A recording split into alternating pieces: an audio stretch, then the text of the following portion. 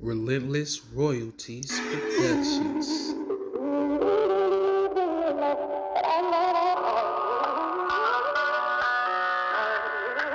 It's only the beginning.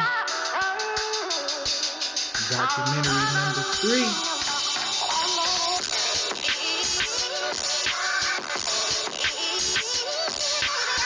Relentless Royalties Productions.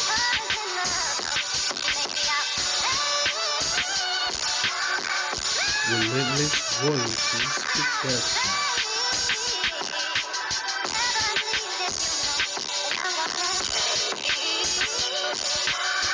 It's only the beginning.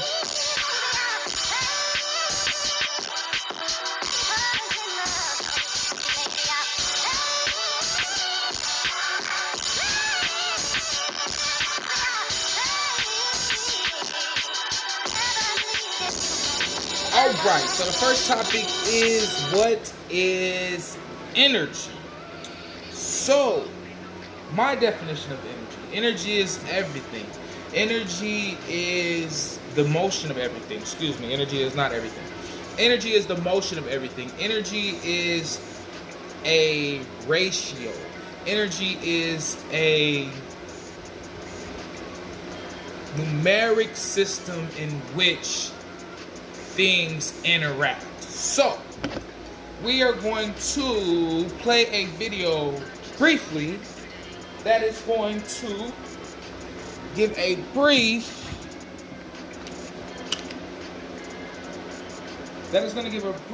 definition of what energy is. But bear with me while I stroll. So I came about this question of what is energy just because it seemed to exist in everything. Anything in life requires that you have energy. So shouldn't we know indefinitely what it is? Because ultimately, if you find that out, then information is forever and undiscontinuing. So we're gonna find this video. I believe this is the right one. Welcome to the Science Asylum. I am Nick Lucid. So I've noticed lately I've had a lot of energy.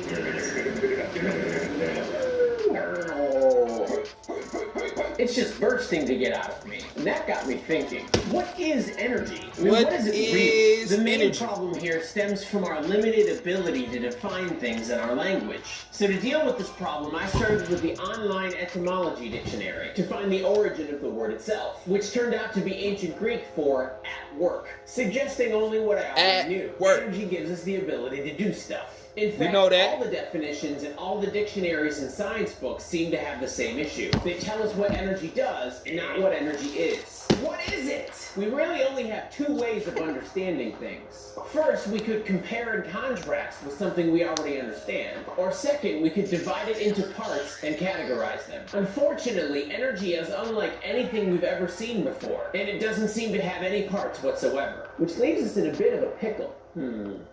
Wait, it does look different when it's in different places. What? You've never seen energy before? That's because you're using your eyes.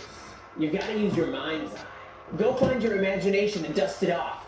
Got it? Okay, cool. If we can find out all the places it can be, then maybe we'll have a better idea of what it is. Can we make a list? Definitely. I love lists. We've seen stuff nearby other stuff. We'll call that potential energy. We've seen stuff moving. So he said, stuff by stuff will erase the significance of energy. Title, and he called that potential. Let's make sure, because we want to list these and get a point. So let's say he said number 1. Can you see that? Yeah, you might not be able to see that. Let's see if I can zoom in a little bit for y'all. Oh, you can't zoom. Okay. I'll show you at the end. So number 1 is PE, potential energy. Okay? And potential energy is stuff is near stuff, stuff is moving. So stuff that is near stuff that is moving is potential energy, abbreviated PE. Okay, continue. Call that kinetic energy. We've felt stuff be really warm. We can call that thermal energy. We've seen stuff shine. We can call that light. So stuff near stuff is PE, that's potential energy. Stuff is moving, that is KE. We call that kinetic energy. And then we have theoretical energy, which is number 3. Theoretical energy. And we have number 4, which is light energy. LE. So we have potential energy, kinetic energy, we have theoretical energy, and we have light energy. So remember those 4. Energy, I guess. And stuff explodes too, which has to do with chemical and nuclear energy. Oh, and life is a thing. I mean, our bodies are just chemical energy machines, right? So you said, so chemical and neutral energy. And he's not gonna say it, I'm gonna say it. Implosive and explosive energy. So we'll go implosive and explosive energy as well. Okay, keep going.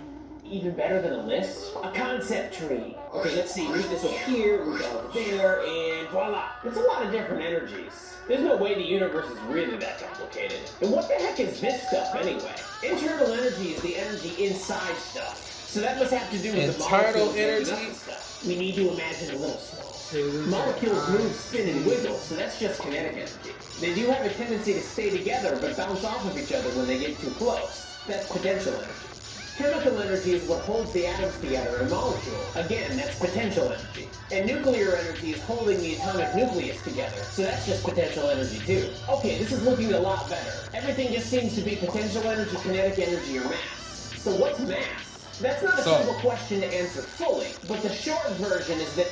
So basically what he's saying is that when you get into it, it just starts to dilute and become monumental.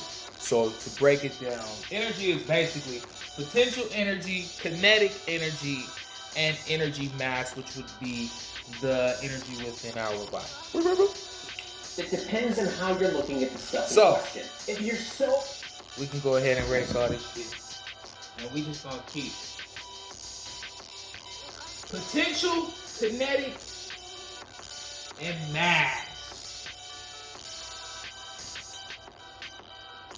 Energy. Okay. So close that you can see the quarks inside the protons, then it doesn't look like there's a whole lot of mass there.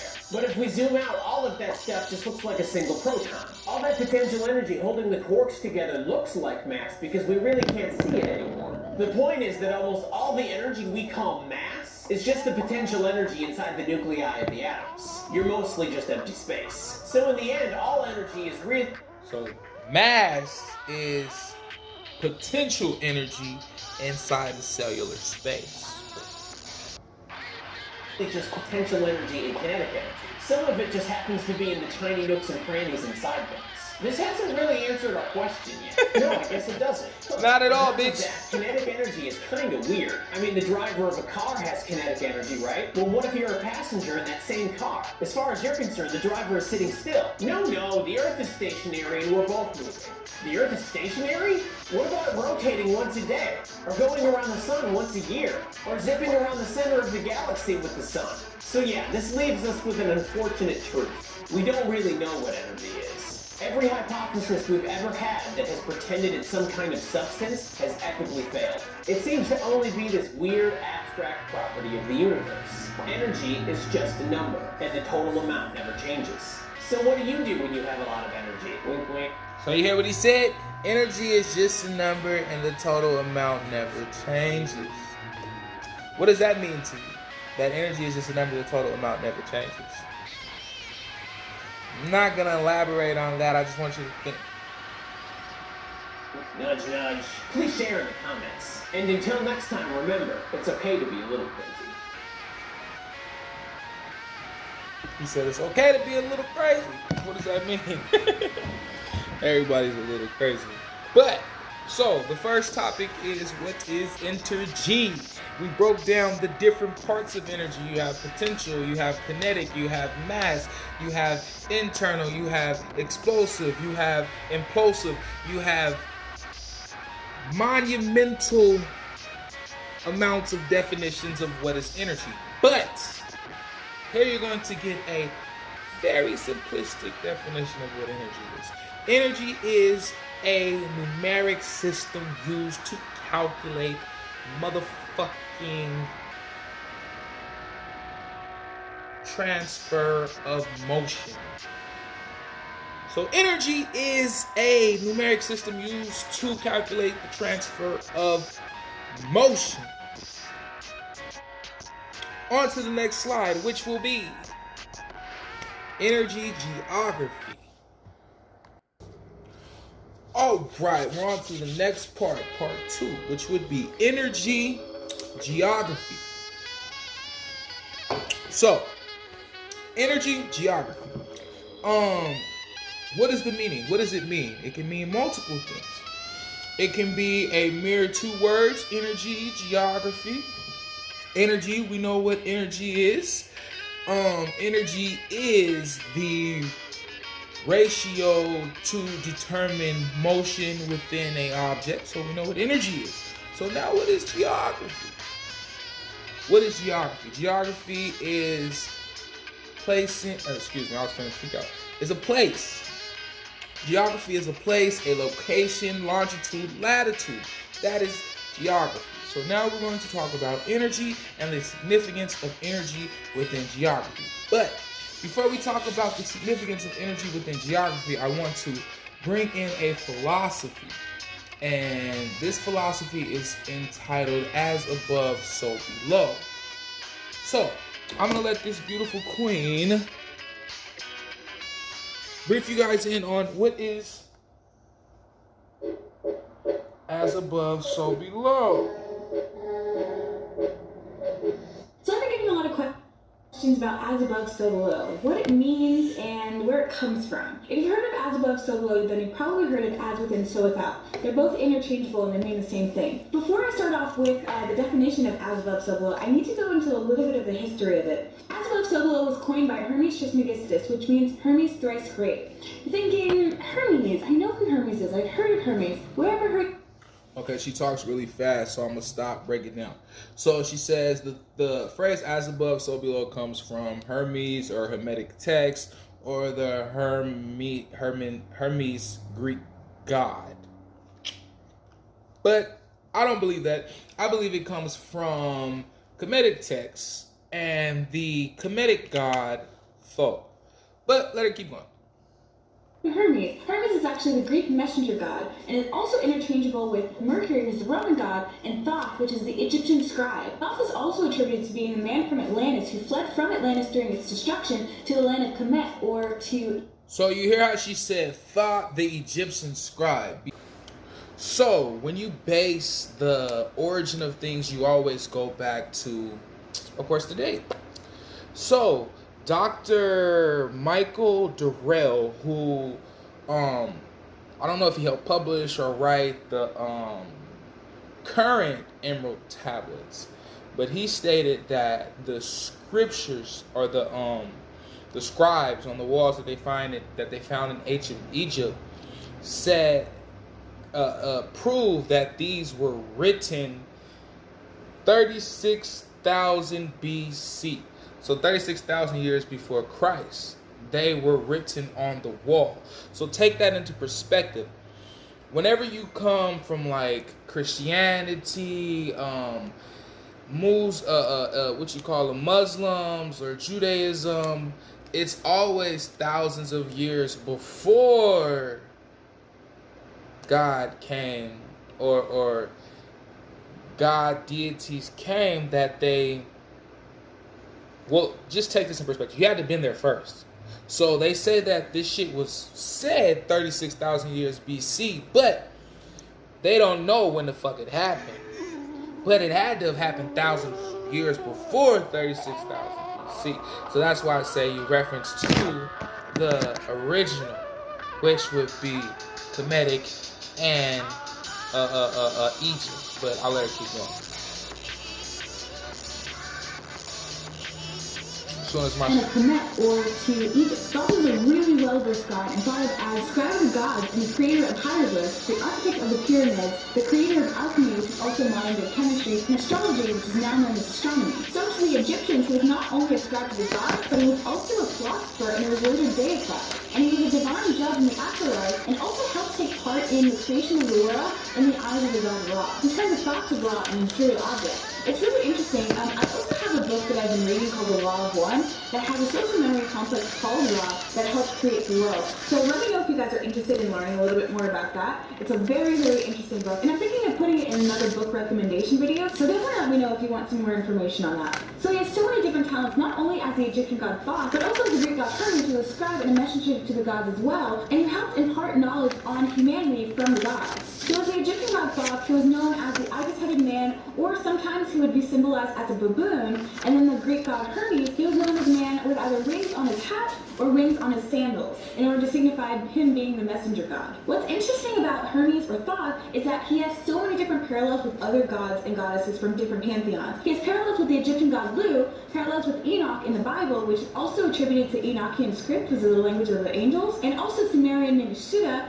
and then the Chinese Bishu. So there's so many different parallels with this god, and it's interesting because a lot of the stories tie in together, which makes it seem like he is the same god in just different pantheons and just kind of told in a different story. I'm thinking about making a series. It's very true, and everybody makes the same parallels, and that's not a coincidence because it is true. It is the same fucking god. They just took this ideology, and it wasn't even the way that it was in Egypt. It wasn't even paraphrased the way that they paraphrase it today. They take it literal, but they use these things to worship self. They use these gods to tie yourself to that god and to uplift yourself, opposed to now they're uplifting the god and making it to where the only way you can uplift yourself is through the god. So that's mostly the difference with the two. But I wanted to give you that quote and that quick note on Thoth and as above is so below, because it directly ties with alchemy as she talked about. So we're going to get into the architect. So as above, so below. What does it mean to you? What does it not mean to you? And I'm just gonna kick the shit while I look for a couple more notes, but it's really a ideology that means a lot but means oh so little. And when she said that Thoth had taken the thoughts of Ra, Re, which is the sun god, the God is Ra. So Thoth took the thoughts of Ra and manifested them. This is as well an ideology, a very complex ideology. And this ideology, as above, so below, basically means that as in heaven, so on earth, as on earth, so within the cosmos. So,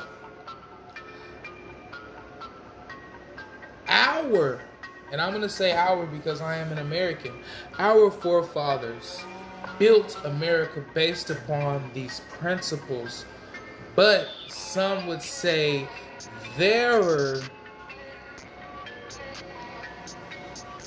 vice on it had multiple different vices because they took one ideology and then interpreted their way of seeing it.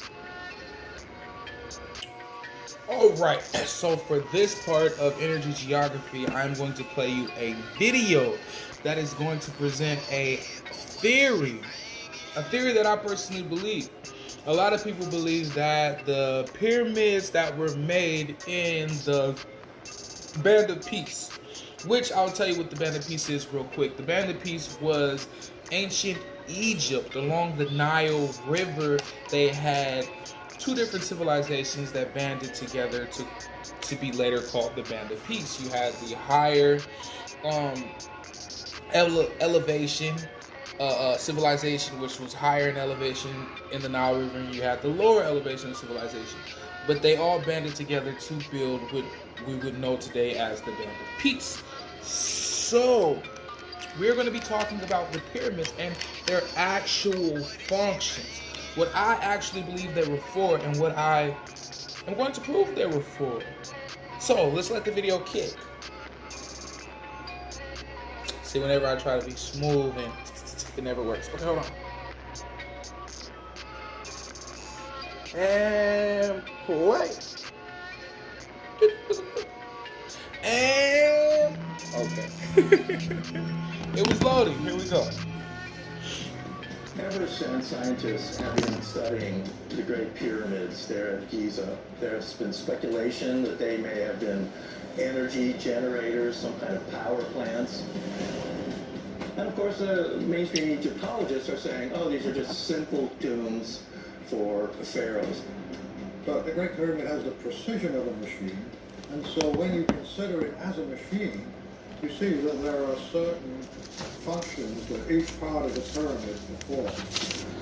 The subterranean chamber is evidence itself, and it has been demonstrated by an engineer by the name of John Catton, who created a model of the subterranean. Google that name. And by feeding water in it, the chamber itself seems to cause some very unusual reactions in the pyramid.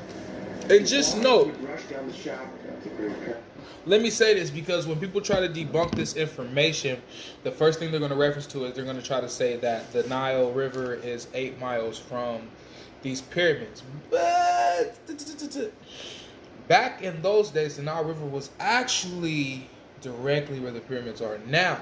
And that's how they actually, because all civilizations were built along rivers. The Nile River moved as time progressed. So just take that into perspective. The pyramids now, they would usually be there would be water running through there within a mile, or it's actually on a water-based structure. So let's keep going. Oh, I was about to stop the video, I'm tripping. Down to the subterranean chamber, which was about 330 feet. It would bypass a valve, and then the valve would slam shut, and it would cause a shock wave to be set up the Great Pyramid itself, and then it would shoot towards the ceiling that was directly below the King's Chamber. It's a freestanding, granite-tuned room, and it caused that to resonate at a specific frequency. Granite.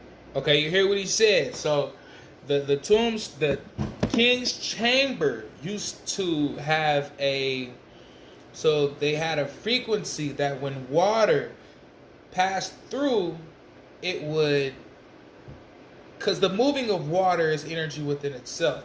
So just like you see water mills and you see water irrigational dams, the movement of water causes energy, that frequency. So under these pyramids, and you can do your research and find this out, there are irrigation systems, and they don't know if they were built by man or if they were just naturally built, but there are irrigation systems, and they look like a root base. Like under the pyramids, there are hundreds of thousands of irrigational tunnels of water. Not of water, excuse me, because they don't have water in them anymore, but that used to have water within them. So the water, when the Nile River used to flood, it would flood, and the water would come into the pyramid through these irrigation systems, and through its friction cause electricity. And the pyramid, see, a lot of the people believe that all the pyramids are the same color. No, they're all different colors. They have red, white, and black pyramids and base, and you can tell by this by the look of the structures now that they're different. So the when building the Pyramid of Giza, which I believe is a electrical power plant, they used damn it, it's killing my mind. They didn't use stone though. They used a crystal base. It's not stone. It's shuckadoodles. It'll come back to me. But what they used was like a insulin. So they insulated a building to conduct electricity. So the pyramids were, and then there's all different theologies. Like I did some research, and there's a guy that's actually in Egypt, and he said that a lot of the pyramids were used as healing centers. Like they used the vibrations from these buildings to create healing centers. Okay, that's what they use the pyramids for, and that's what they use these monuments, which are in certain locations. That's why it's brought about in energy geography. So next we're going to watch a video. This video is similarities between Washington DC and ancient Egypt. So if you got eyes, you can see that there is a lot of similarities in ancient Egypt and Washington DC. Why is that? Why is that? Why is it that they have sites of pyramids and pyramids? They have obelisks. They have the Pentagon. They have and the structure of it, the architect of it is within the ideology of as above, so below. So keep that in thought. We're gonna let this video swang. Circumstance that really has the eyes and ears of the world hanging on every activity. But this particular moment, while important for this nation, has special meaning to the African world community, and particular meaning for the African American community. Most of us are not familiar with the history in its grand detail in relationship to the African American community. Washington, as a capital of these United States, is a significant historical sacred space for America. But most people have no idea of the African reference to Washington, D.C.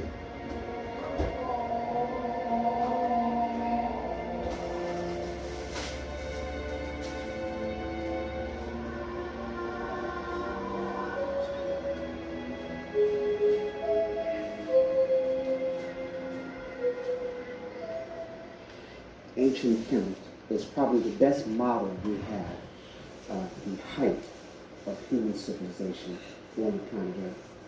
We know that probably there were many civilizations that was older than ancient Kemet, which we call Egypt today, but we don't have records of it. What makes ancient Kemet so magnificent is that okay, we're gonna bounce around in this video because this video is long as freak. But the pyramids, Merkut, is still there. Haru-im-Aketi, who they call the Great Sphinx.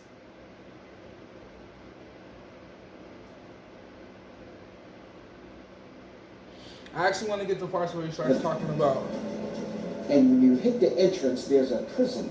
Okay, here we go. That lights up the different colors. That's why in the White House you have the different color rooms.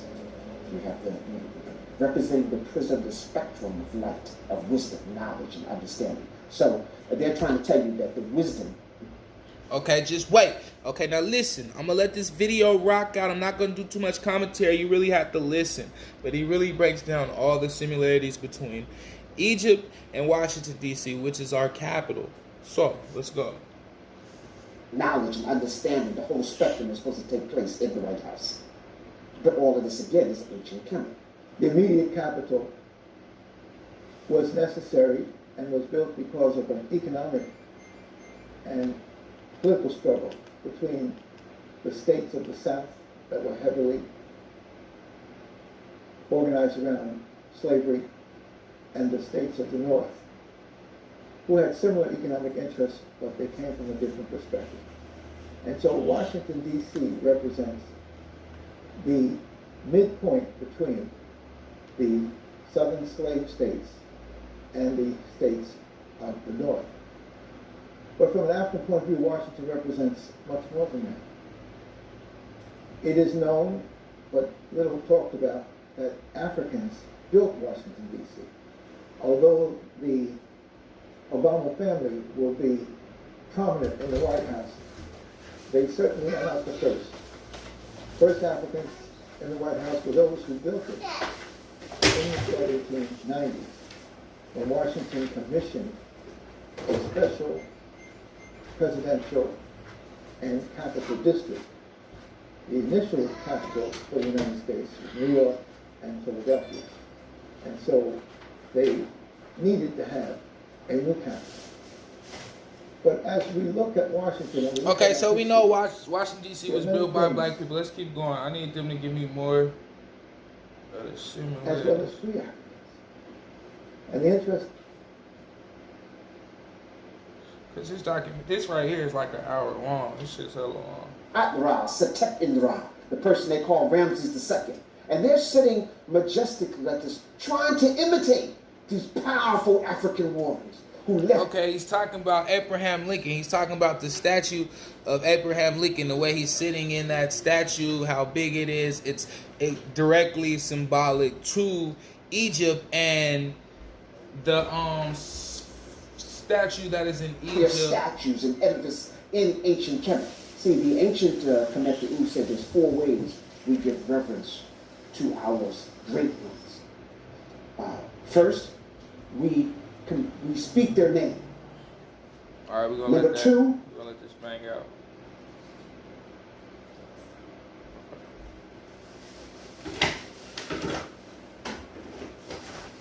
saw the plans and he memorized them.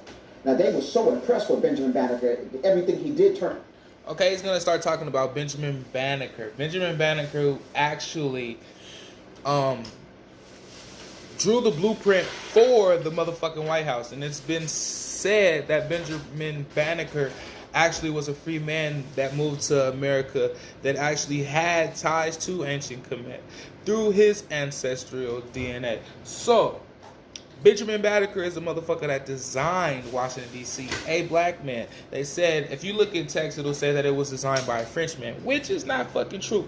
If you actually read deeper, it'll teach you that the guy that they're saying that actually designed it, he started the design and actually quit or got fired because he was extremely difficult to work with. And Benjamin Banneker remembered his structure and added things to it. But here we go. The gold. So he was like one of these ancient Kemet. So they believed him. But actually Benjamin Banneker really kind of laid out his own plans that was similar from studying ancient Kemet and ancient Egypt. And those were the plans that Washington, D.C. was actually done by. Why wouldn't they believe him? He did the first striking clock in America. He wrote the first almanac in America. That all farmers all across around the world were using. You know, people were sending from everywhere. So here was this genius right in their midst. So if he said he knew the plans, they didn't question him. This is Benjamin Banneker, sir. All right, we ain't gonna show that. They dedicated a circle to him in Washington, D.C. Oh, more intelligent than Thomas Jefferson in every avenue. And Thomas Jefferson thought he was, you know. Here he's talking about how Benjamin Banneker and Thomas Jefferson had a oral debate talking about slavery.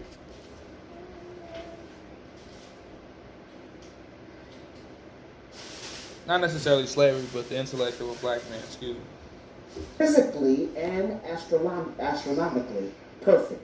You know, aligned with the stars, the heavens, and the right angles. So when they place the monuments, when they put down the prime meridian at 16th Street, it cuts Washington, D.C. directly in half. This is the cornerstone.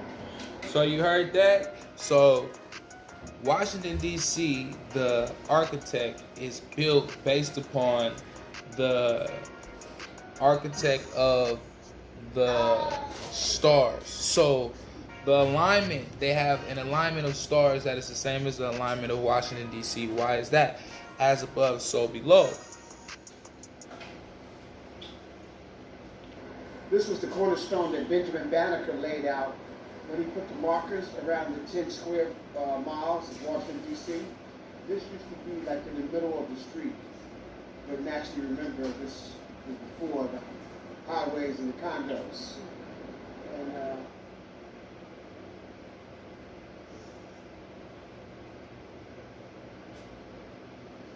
of the underworld. And so, in his honor of his father, Asar, he erected the Tekken.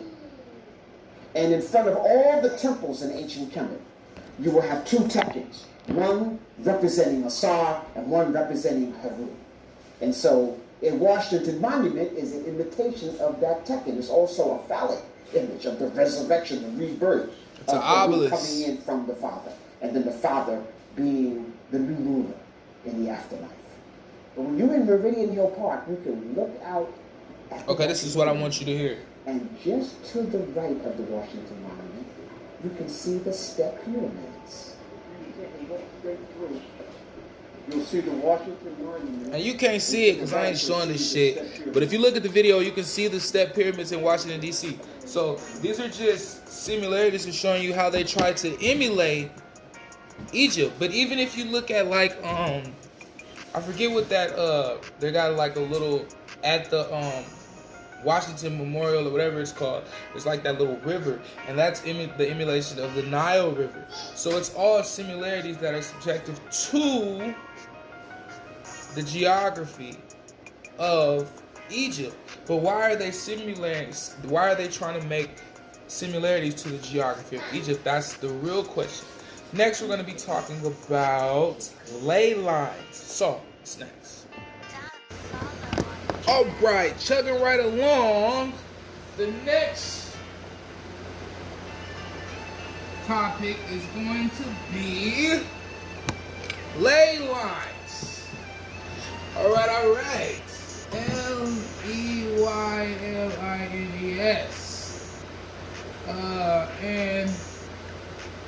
And G, because you know everything is pertaining to energy.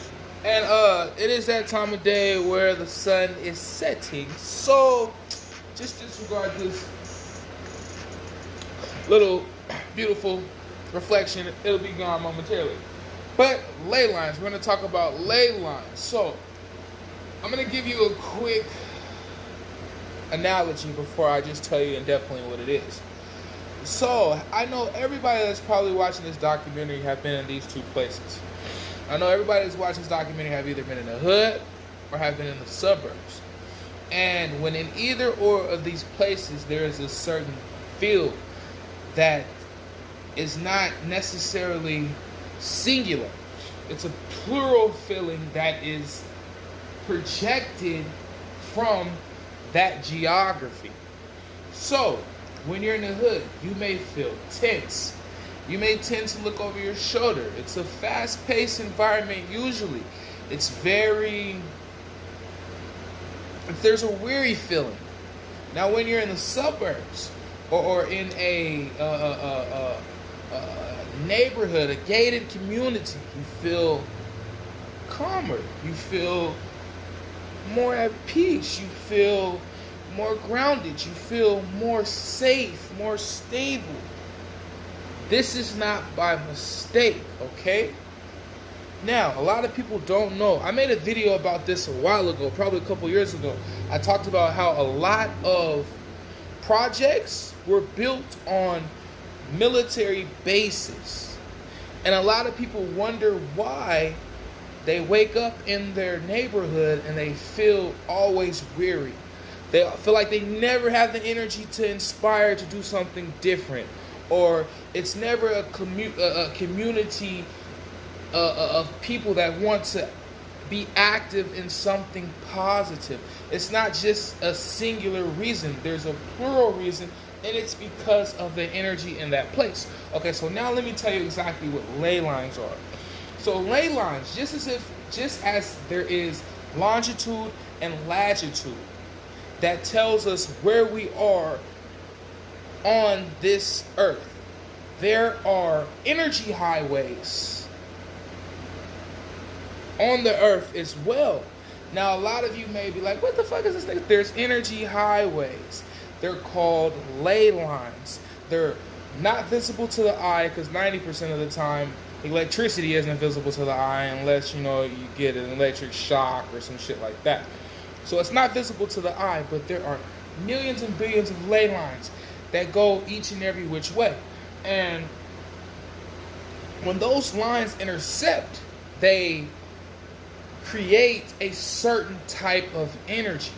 And our ancient ancestors knew this and took advantage of this. That's why a lot of the pyramids were built on ley lines, as well as a lot of the things in Washington, D.C. as well are built on ley lines as well. But let me just play a quick video of ley lines so someone else can give you a breakdown of what ley lines are in layman terms. This 6 to 8 foot section is abnormal. There's something that's drawing my compass in that direction. The theory is that it's almost a worldwide grid that's like the human acupuncture system, and there are different sites built at hotspots, you know, where there are what are called ley lines, electromagnetic lines of force that create a vortex.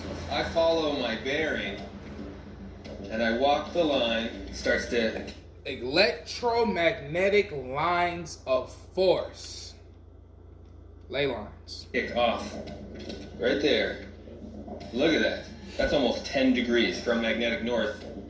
And Hugh and other researchers and Matthew sends out and use particular instruments at Machu Picchu or a place like Sedona. And I've been in some of these places, and there's a real feel to the energy there. And it's not a whimsical thought. It's a reality as far as I'm concerned. A lot of people agree with that. Wow. It's convincing. I mean, it's clearly some sort of a magnetic anomaly. Magnetic anomalies have been found at a lot of these chambers. A lot of them. The thought is that there are sites that are placed where this electromagnetic energy lies. Like the line that runs through Stonehenge is... You heard what he said? There are places that, sites that are placed where these electromagnetic lines are. Like Stonehenge, like the fucking Pyramid of Giza, all these different monuments that have been there for years and years on end are placed on these electromagnetic lines. Why is that? Series of spots and sacred sites, and when one site was destroyed, the English would build a cathedral there so the church could draw on the energy of the site. Very interesting concept. All right. This is a pretty amazing... A lot of y'all ain't gonna like this here, but it's very true. A lot of churches are built on ley lines. You ever notice a lot of churches, they will keep it a church for a long time? Like, you never see a church get torn down and turned into a grocery store. It gets torn down and turned into another church. Why is that? Y'all building shit on them ley lines, collecting that motherfucking energy and calling it my God. I ain't gonna say no names. Nobody's religion. Time will tell. Yes. Oh, that concludes the video. So that was the video on ley lines. Just a brief breakdown of what ley lines are. They're electromagnetic lines that run throughout the earth. And in conclusion, they are being used and manipulated to manifest energy. Believe it or not. On to the next slide, in which will be... All right, the next slide is going to be on chakras. All right, now, the next slide is going to be on chakras and their connection with energy as well. So, let me give you a brief definition of what chakras is. Chakras are an energy highway system that runs throughout your body. Believe it or not. Do your research. So we have I'm going to say we have 7 known chakras as of right now. So just follow me. There's hundreds of chakras that have been, excuse me. There's hundreds of chakras that have been found in the human body. It's what you deal with when you do like acupuncture and things like that. They tap into your chakra system. But we're only dealing with 7 today. 7 main chakras, okay? So number 1, chakra number, y'all forgive me, my penmanship is hard, man. We are working on it. But, okay, number 1. Chakra number 1 is going to be the root chakra. The root chakra, which equals I am. Okay, the root chakra, which is I am. Your root chakra is basically your groundedness, your personality, your drive, your determination. So your root chakra is going to be your connection with earth, your connection with life. Your root chakra is I am. You are who you are. Your root chakra would be your lower self. So when they say you're stuck in your lower self, that means you're stuck in your root chakra.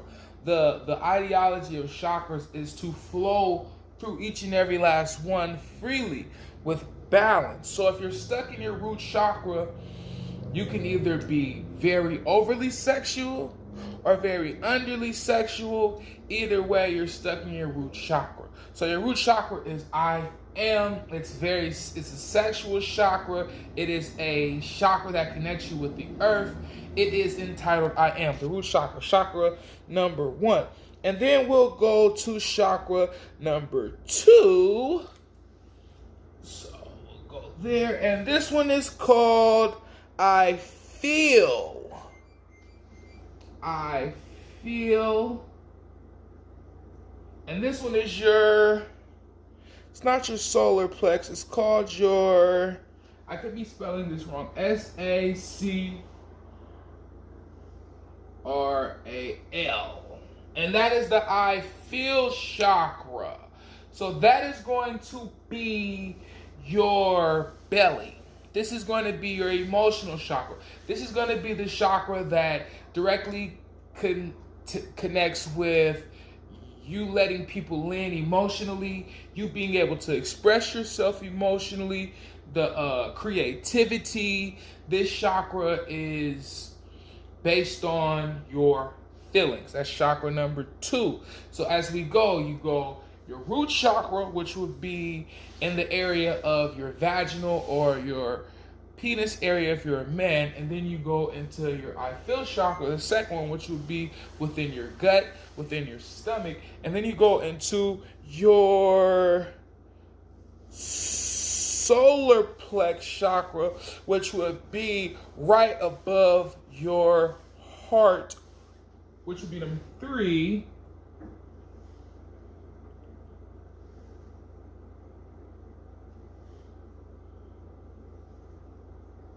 Which equals I do.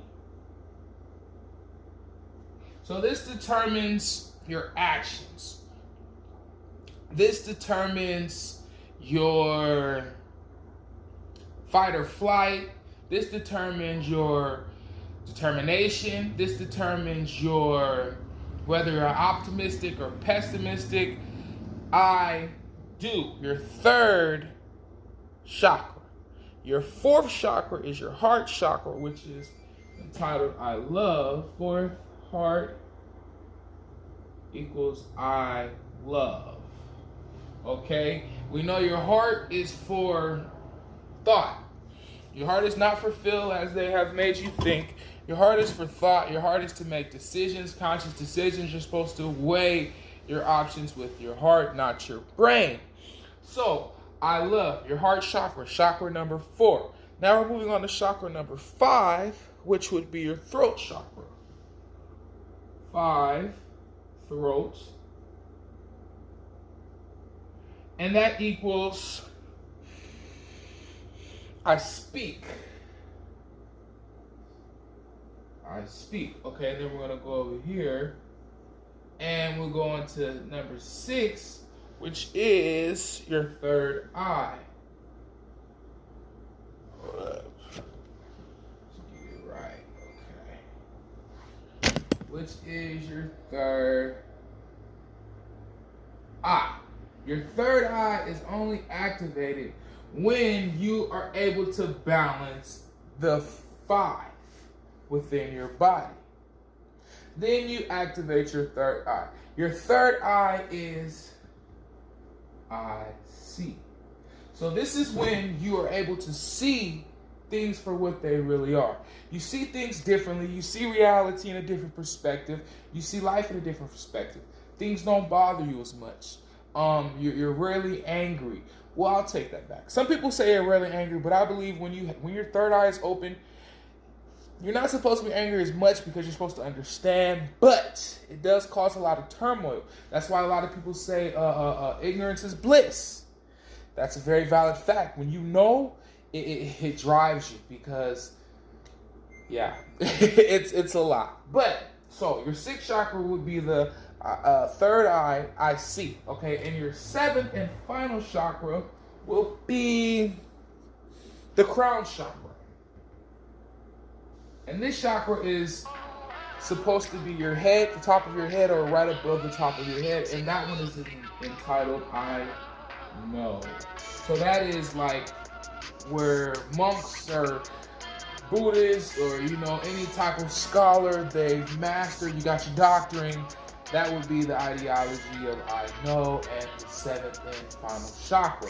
Your chakras are very important to know about because you have to equally activate each one. You have to equally use each one in a positive way in order to have a higher perspective on life. So that is the section on chakras and their interaction within energy. The next slide is going to be on weather /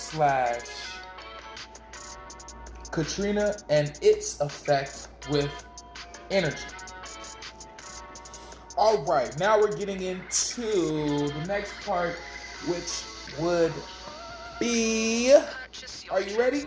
Because I'm ready. Are you sure you are ready for this? The next part is going to be energy / weather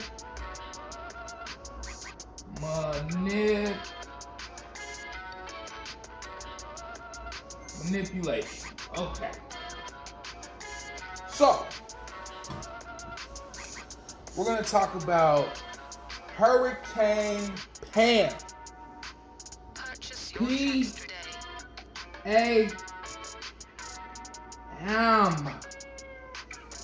If you do not know what Hurricane Pam is, please go do your research.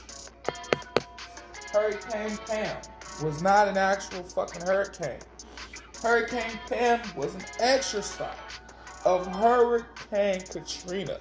So, a year before Hurricane Katrina, they had an exercise which simulated Hurricane Katrina.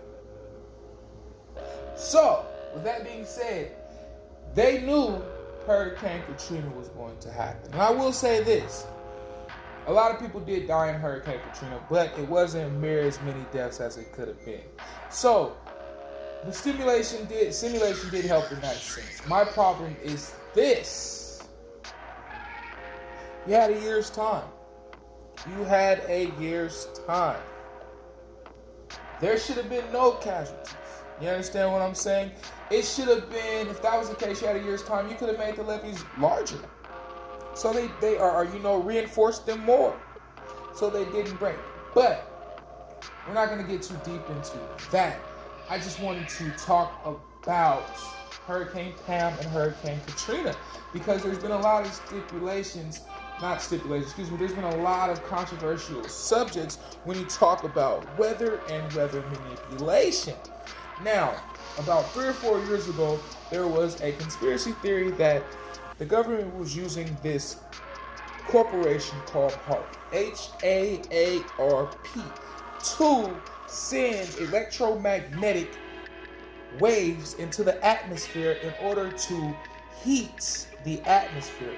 And in doing so, they were heating clouds. And in doing so, they were changing temperatures in different places and causing weather manipulation. So,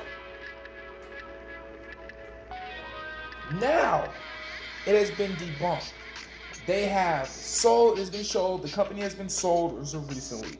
And now they allow people to come and survey the area to prove that they're not doing this, that, and the third. But yeah, neither here nor there. I just really want you to see that that manifestation has been brought into the light.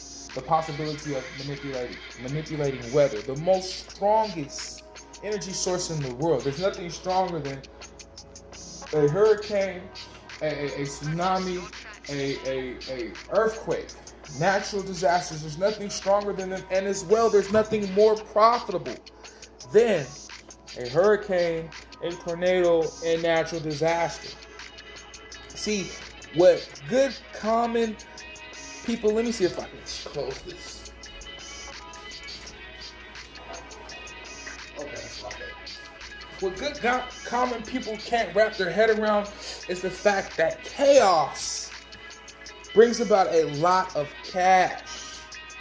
You understand what I'm saying? Chaos brings about cash. Just think about it.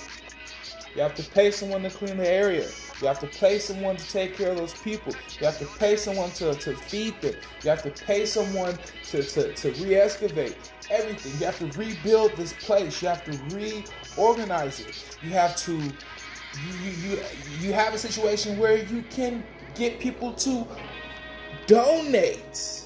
And if you've watched the charitable industrial complex, if you watched the prison industrial complex, no, that wasn't in that documentary. That was in the Chopped is Not for Black People documentary. If you watch that documentary, you'll know about the charitable industrial complex. So it's the same thing. They're using weather manipulation in order to cause natural disasters. Am I right or am I wrong? Or am I right? It's been said that weather manipulation was used in the Vietnam War. It's been said. I'm not saying these are facts. I'm not saying that they're using weather manipulation. I'm just saying, why would these things be brought to question if it hasn't happened in some way, shape, form, or fashion? No, please. Further elaborate. And just to throw something out there, Katrina had the highest level or highest population of African Americans in motherfucking America at that time. So, why you motherfuckers just let them levees burst if you had a year's time to fix it? It's just my little take on energy when it's pertaining to weather, when it's pertaining to weather manipulation. On to the next topic. All right, the next part of this documentary is going to be on Tai Chi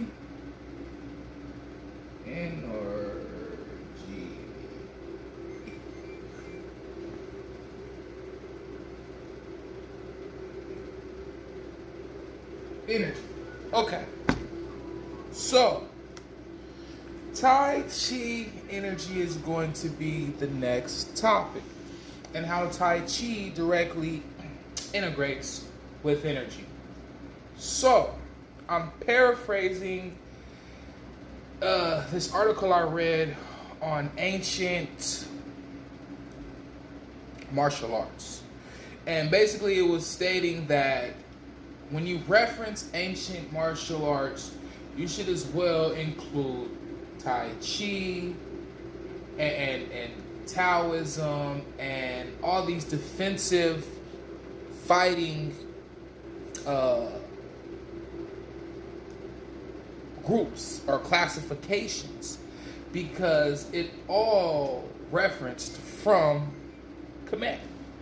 I mean, if you think about it, any civilization that has a military was in need of defense in some sort, which would be martial arts.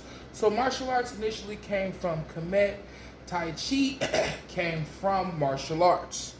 Tai Chi is a defensive form of fighting as well as a defensive form of strengthening the mind. So, Tai Chi came from Kemet.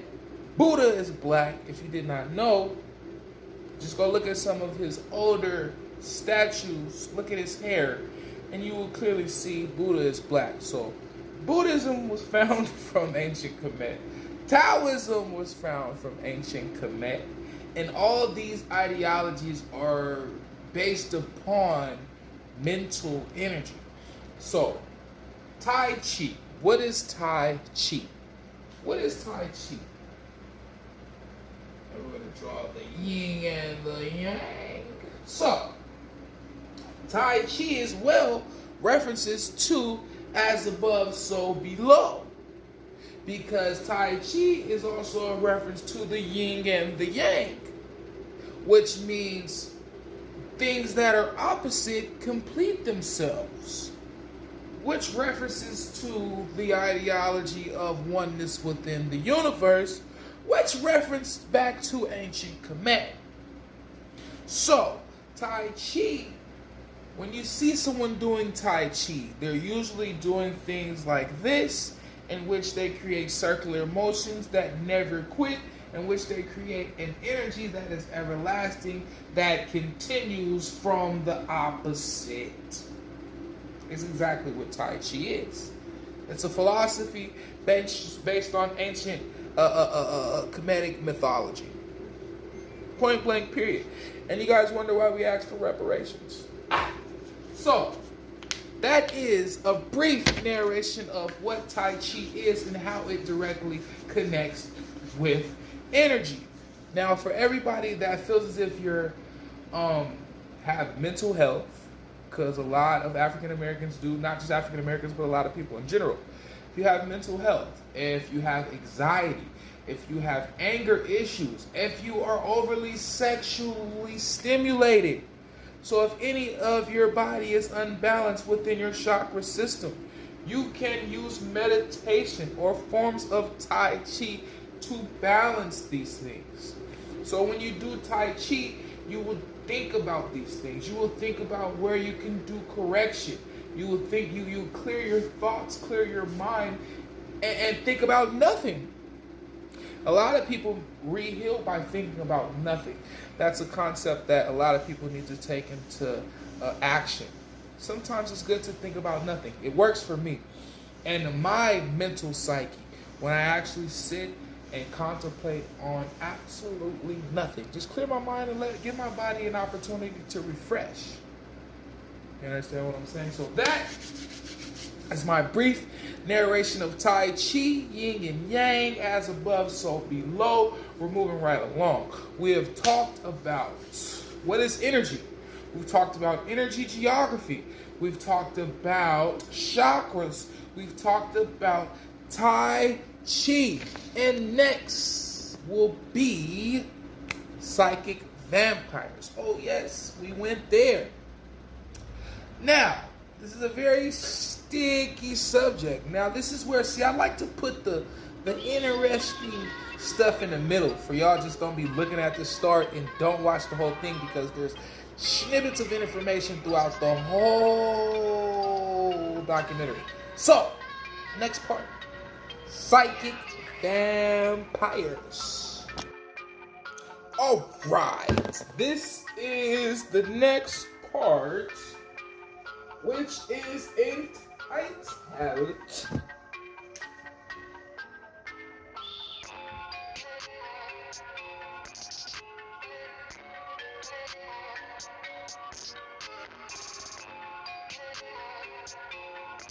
Psychic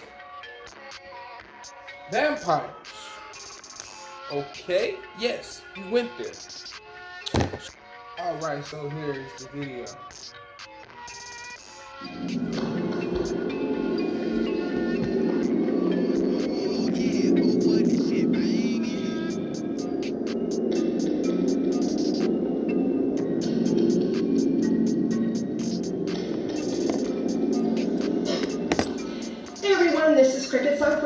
wisdom, and this topic for this video is going to be psychic vampires.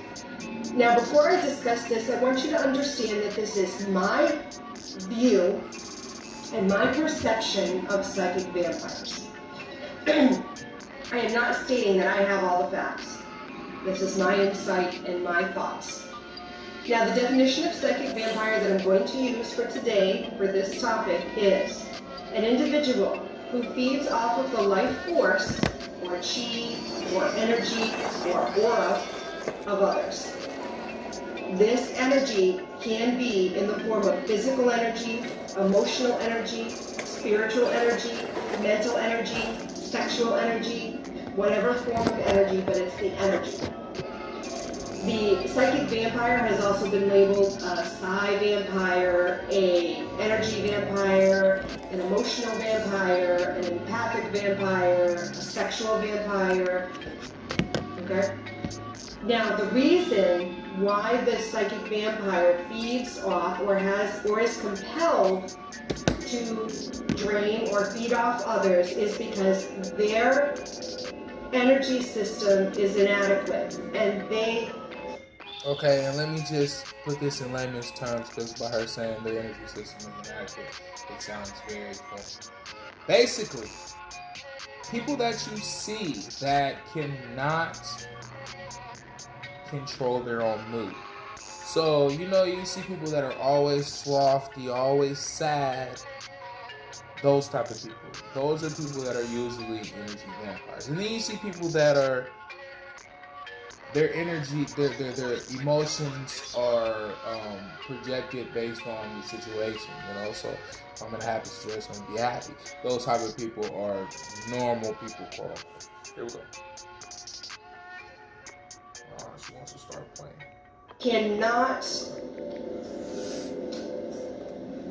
They do not have the ability to manifest enough energy themselves.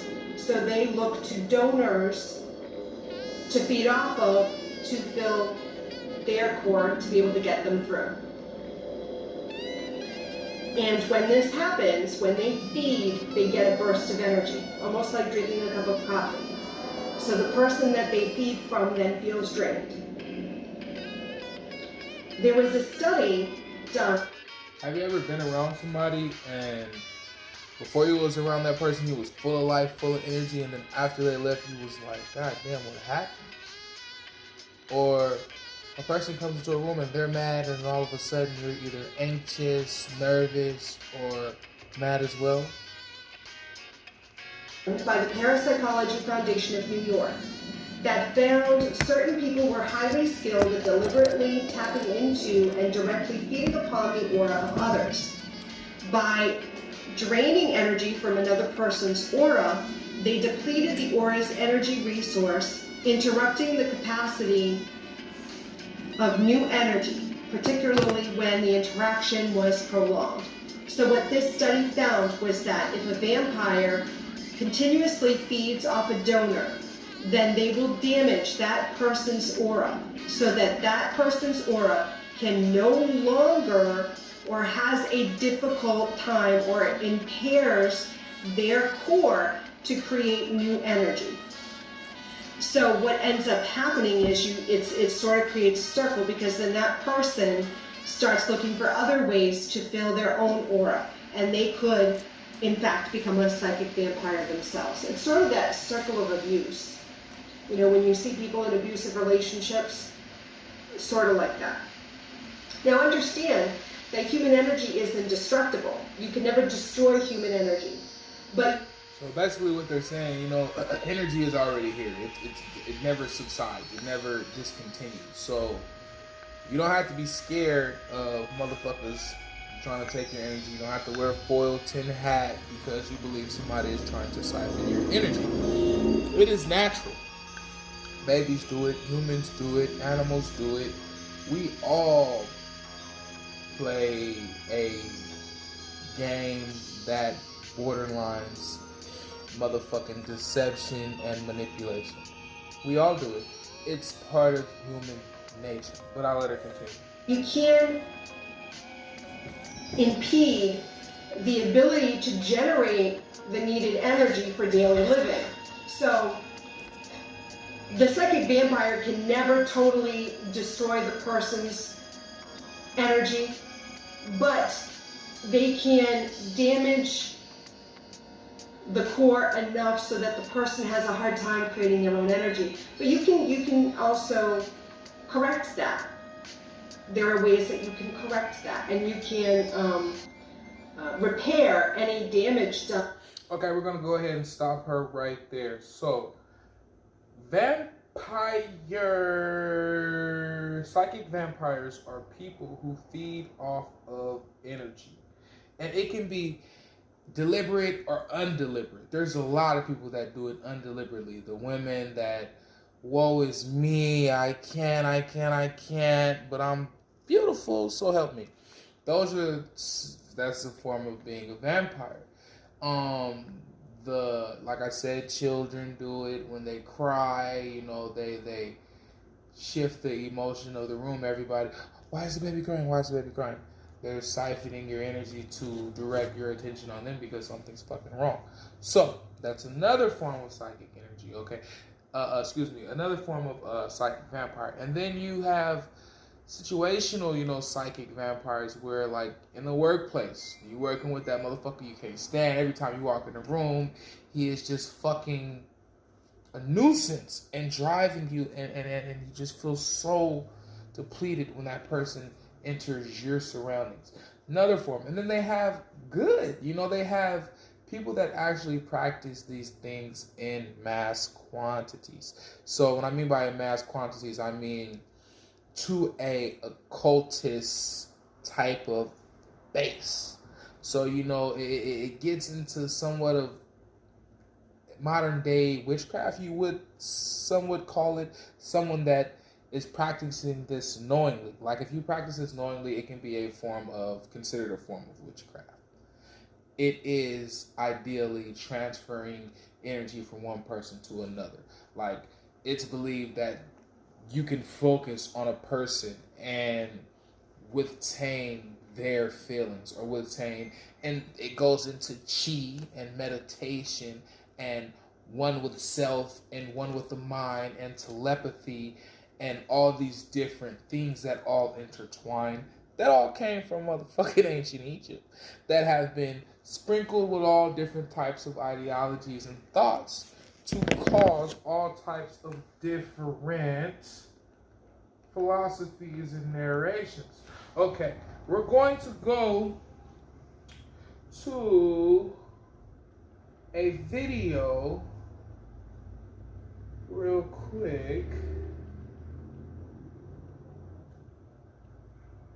Give me 1 second. This video is by young pharaoh, a very dynamic, I'm going to say that 16 times.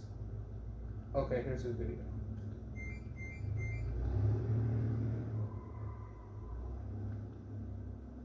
Here is the video. Okay, let's make sure it's on point real quick before I... You're seeing what is left of them. When you see people with heat-seeking God... Okay, let's go back. Okay. Okay. All right. I'm getting ready to play this video by Young Pharaoh. Hashtag Young Pharaoh. He's a very dynamic philanthropist. I don't know if I should use the word philanthropist, but he is a philosopher. He is a journalist. He is a activist, a dynamic individual. A lot of the things he says are very strong-minded. So just take heed to that.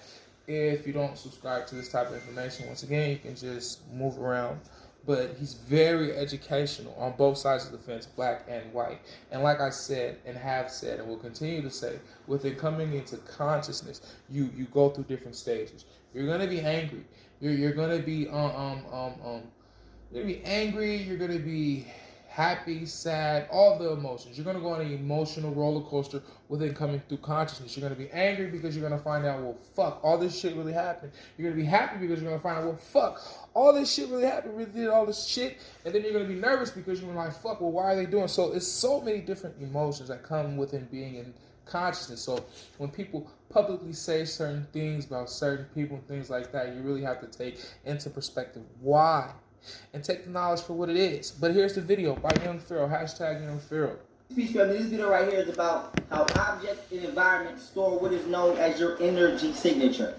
Now, before we go into this, we want to break down, the science behind this. Energy signature. What is an energy signature? Exactly what it sounds like. Your signaturized energy.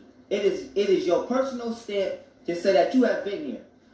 Now, why is this important? Because your energy signature contains physical memories, aka your individual atomic specks of yourself, which are small photons of light that can be processed by the brain of another organism. So with that being said, look this shit up. CIA been using it for years. You got clairvoyant people out here. Some of us do it all the time on our own. Who they got psychic people that's finding murderers. Like, this is real shit. So that being said, the reason I bring that up is to show y'all the government is already privy to this. This is not nothing new. But I'm giving y'all the science so that y'all can understand some of the things y'all might be experiencing in y'all personal lives. So that being said, you have clairvoyant people out here, right? Who can touch an object, right? They might can grab a necklace. And this is why you say certain things have sentimental value. Sentimental means it means something from you. Sentimental comes from the word sentiment. The etymology of the word sentiment comes from the Latin word sentire, which literally means to feel. Just like when you say sentient being, a being that's sentient means what? It can feel and perceive feelings. So that being said, things that have sentimental value have your energy on them. You feel things from your heart, okay? Just like I broke down that video, in my video I made called Empath. Go look it up. Go watch that video where I break this down, how your biofield produces your emotional aura, etc. So that being said, things that have sentimental value are things that contain the energy signature from one person and is given to someone else. It can be an object, an environment, whatever. Your grandma could have gave you a house. She could have gave you a present. Your boyfriend, your girlfriend, whoever close to you could have given you a tangible item which has a piece of them signaturized on or within that object or environment. So that being said, clairvoyant people are people who are able to pick this up. So they might touch a locket and be able to digest within their biofield the energy on this object and internalize this information and dispense it to whomever. So did you hear what he said? Clairvoyant people are people that can touch objects that are labeled a certain thing and feel the energy within that label. And I have a question. I have a question for everybody watching that's still watching. Is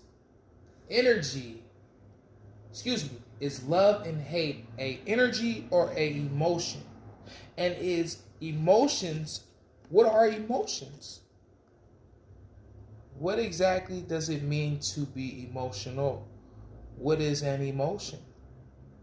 Is love and hate an emotion or an energy signature? Now, you can do this. I haven't personally done it, but it's a study that says that you can take 2 different jars of rice. You can take one and label one love, and you can take one and label one hate. And within a month's time, the one that you labeled hate will start to rot. Now, me personally, I'll just throw things out there in the atmosphere because I'm a conspiracy theorist. So, do it. Let's see. I'm going to do it. I'm actually going to do it. I'm going to post it on my YouTube channel. I'm going to see if it actually works. But I'm going to let my dude Young require this information. And people do this all the time with land and environments. You got people who see ghosts and you're not really seeing that person per se because they're out of their body. You're seeing their energy signature. You're seeing what is left of them. When you see people with heat-seeking goggles and their body produces a heat signature, that is your energy signature. Now, why is this important? Because the first level of physical existence is gas, and the last level is solid. The middle level is liquid. Now, gas produces a scent. This is why you can smell a goddamn ghost. This is why some people be like, it smell like my granddad in here. When your grandma or your we in the hood, we know what it's like when grandma or grandpa passed. And you be missing your grandma, and some of us be like, I had a dream about grandma, or I went in my grandma's room and it smelled just like her, but she ain't been in the room for years. That's because her energy is in the room. Her soul, her spirit, is a piece of her is still in the room, and it's vibrating so strong that it's physically manifested, and it's going from an echo form to a small piece of physical form, and that small piece of physical form is the gas form of that person. And that's why you can smell their scent. That's their energy signature. This is why when motherfucking Masons and the Illuminati, these secret society members make you sign these contracts, they always make you sign it with your blood, because they want your energy on there. They want you to spiritually consent to the fuckery that you about to submit to. So that being said, your energy, okay, is what this matrix is all about. Harvesting your energy. When we're dealing with energy signatures, y'all gotta remember that you leave a piece of you behind everywhere you go. So this is why, people say burn your hair when it fall out. That's your energy. It's a piece of your spirit on that hair. So that being said, y'all gotta be mindful of the shit you do, say, write on. You know what I'm saying? And stop thinking everything is superstitious when it's not. It's really factual. It's really scientific fact behind the spiritual understandings of our ancestors that have been deemed as superstitious. It's not no goddamn superstition. It's the truth. You got people who go to jail and they tell you don't write your name in the cell, because that means you coming back. And niggas write their motherfucking name in the cell when they bring their silly ass right back. Why? Because they didn't stamp they didn't energetically stamp their signature on this goddamn building and made themselves a part of this goddamn institution. So that being said, even when you spray painting on stuff, when you writing on stuff, just like when you in school and you get a marker, right?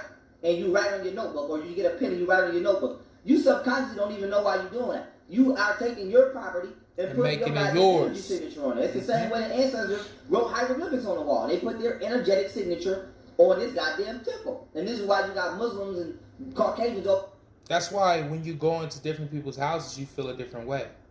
It has a different feng shui. It has a different feel. You can go into some people's house and it's comfortable in here. You go into some people's house and you want to keep your hands in your pocket and you feel, uptight.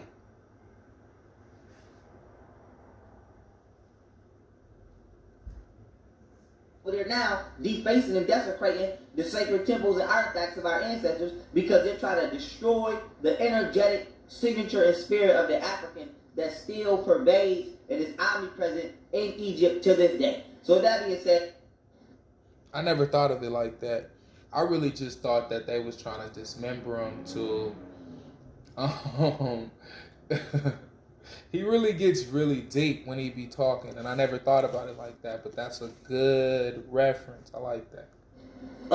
Whatchamacallit? Your energy signature is absorbed, it gives off electrons, which I did another video on where I broke down, called energy imprisonment, where I broke down how they take artifacts and put them in museums in order to stop you from absorbing the electrons that these artifacts give off as they radioactively decay. So with that being said, you are leaving pieces of you behind in this world. Even though you will not be in this world forever, your energetic signature will be here. Always pieces of you still will be here. And that's what people will use to call on you as an ancestor. So that being said, this is why tribes have artifacts and amulets and jewelry that's centuries and millenniums, years in age, in regards to when they do their rituals and they call upon certain spirits, because the energy of that spirit is still contained upon the object.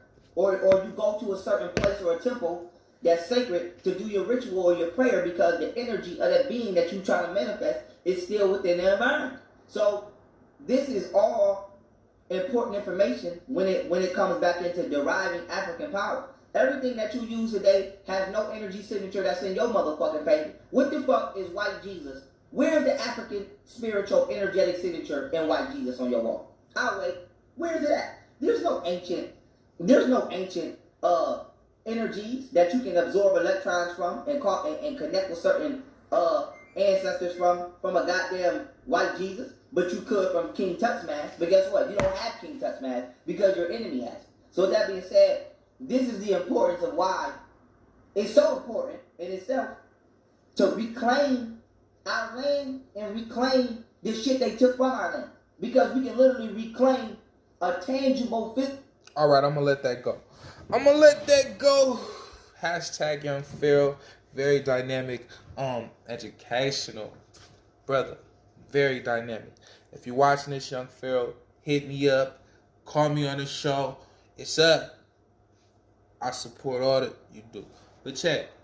This was a very, very, very, very, very, very trying documentary. I will tell you now, I have done this documentary now 3 times in the course of 3 years. It's not as good as I want it to be. I'm going to say that now. It's not. I have uploaded this damn documentary and deleted it by accident. I have started it previously before I went to jail, I started this documentary. This was a documentary that was supposed to upstart my YouTube channel, and this was the documentary. But nature has a funny way of doing things. So this may have been nature's way of saying, do you, don't put a cap on anything. Do not put a cap or a title on why you should do your best work. And that really just hit me just now. And I hope it hits you as well as it hit me. Don't ever put a cap on your best work. Everything should always be your best work. And I couldn't make this my best work because I was trying to make it my best work. Everything should always be your best work. But this is a very dynamic topic, and I'm probably going to make a part 2, clean it up, make it nice, because I like the topic. I hope you've gained a lot of knowledge from this topic. I had the slideshow, I had the pictures, flipping through, and all this, that, and I deleted it all. Trying to upload it, and I had not enough memory, so I deleted some past videos, but you have it here, compact, and it's live, it's real, it's right here in your face, and I hope you enjoyed making it as much as I hope you enjoy watching this as much as I enjoyed making it. And with that, stay true to what you do. Don't ever let nobody tell you what to do. Stay true to what you do. You understand what I'm saying?